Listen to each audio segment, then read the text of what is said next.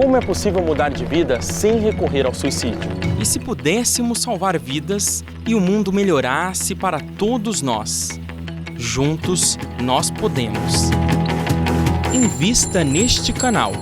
Invista em um mundo melhor.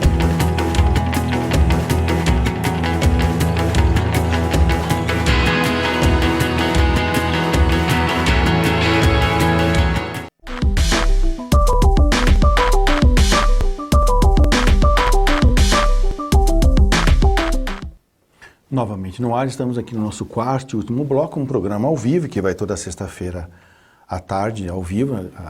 A Boa Nova, a TV Mundo Maior tem uma grade de programas ao vivo, que é todo dia, de segunda a sexta-feira, às 4 horas da tarde, um programa ao vivo. E hoje é um programa chamado Novamente, que a gente fala a respeito dos transtornos mentais.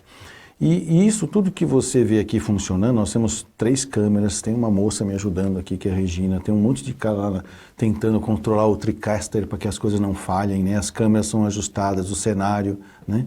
Tudo isso é mantido à custa de dinheiro. E a casa precisa disso e a gente pede ajuda. O Clube Amigos da Boa Nova é uma maneira de você poder ajudar para que tudo isso continue funcionando e a gente conseguir continuar fazendo os programas que você gosta ou prefere para assistir. Para isso você pode ligar para a gente aqui no 0800 12 18 38 e contar para a gente como que você pode contribuir para isso, tá bom? Que nem sempre é com dinheiro, tá? Mas você pode nos dar uma dica, nos dar uma sugestão ou querer se associar ao clube, que também é uma maneira de você obter algumas vantagens por ser sócio do Clube Amigos da Boa Nova em termos de algumas produções que nós temos aqui, tanto de áudio como de vídeo. Então, se você puder participar com a gente, aqui tem o nosso site, amigosdaboanova.com.br/Espiritismo SOS, e o telefone é 0800 12 18 38. E dando continuidade ao nosso estudo de como que se faz diagnóstico, porque o que eu acho que mais vai interessar mesmo, da agora em diante, nos próximos programas, é eu falar das doenças em si. Isso aqui é tudo para dizer que como que a gente vai falar sobre elas. Então vai ter um programa que eu vou falar só sobre depressão. Vai ter um programa que eu vou falar só sobre síndrome do pânico.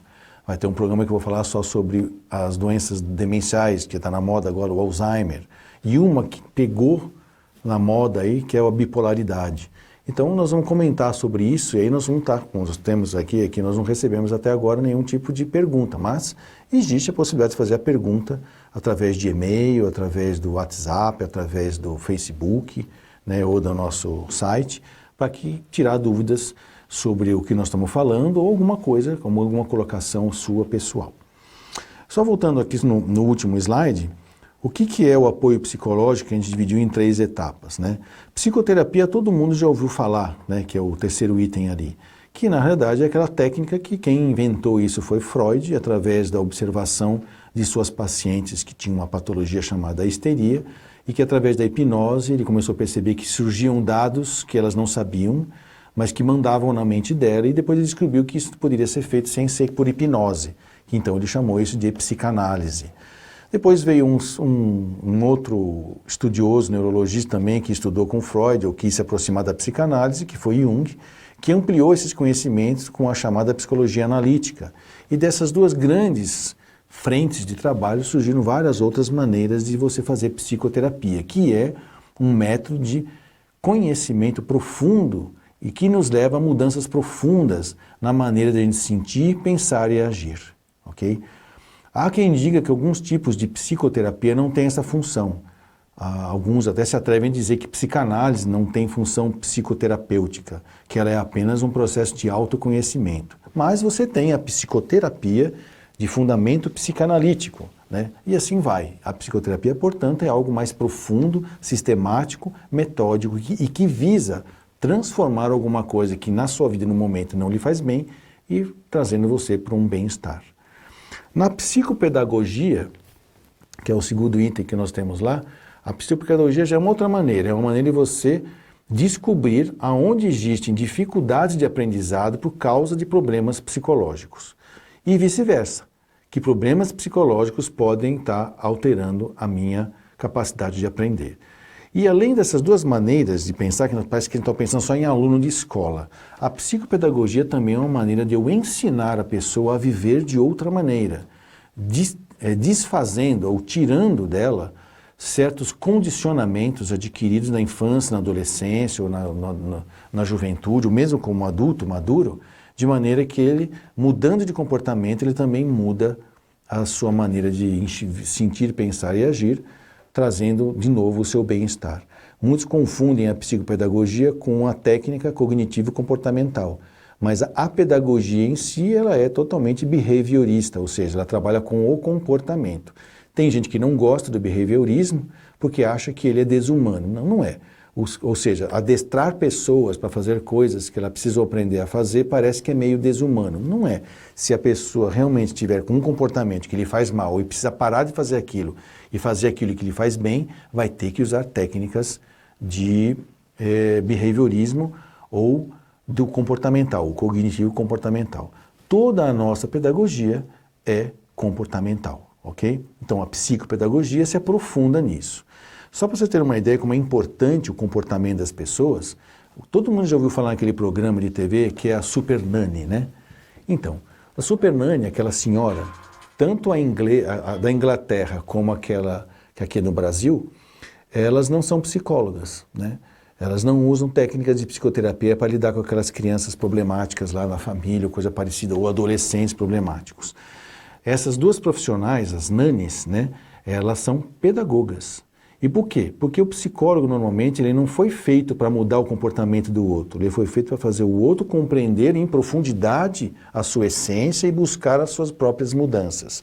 Com criança, adolescente ou pessoas com comportamentos arraigados por condicionamento, isso não é uma terapia de profundidade, é de mudança de hábito. Então isso tem que ser feito de maneira pedagógica, por isso a psicopedagogia, ok? E existe a psicoagogia, que é uma coisa muito interessante, que todo médico faz e muitas vezes nem sabe o que está fazendo. Eu costumo dizer que psicoagogia é simplesmente falar o óbvio, né? Por exemplo, quando eu ainda era residente em Franco da Rocha, lá é uma área meio, assim, quase urbana e quase rural, né? A cidade de Franco da Rocha, pelo menos há 20 anos atrás era assim. Então, quando a gente ia fazer um ambulatório nos bairros mais distantes, era um ambulatório de psiquiatria, mas a gente sempre acabava fazendo clínica, porque as pessoas vinham se queixar de coisas, a gente, como psiquiatra, a gente percebia problemas clínicos e até que demandavam cirurgia. A gente tem que fazer o diagnóstico, a gente é médico e encaminhar para o colega que faz o tratamento adequado. Mas tem coisas que qualquer médico tem que saber tratar. Então, eu lembro de um caso de uma pessoa que tinha vindo tratar comigo e ela estava na psiquiatria porque ela tinha um transtorno de comportamento, porque ela tem uma neurocisticercose. Não vou explicar o que é isso agora. E a gente então tratava dela disso.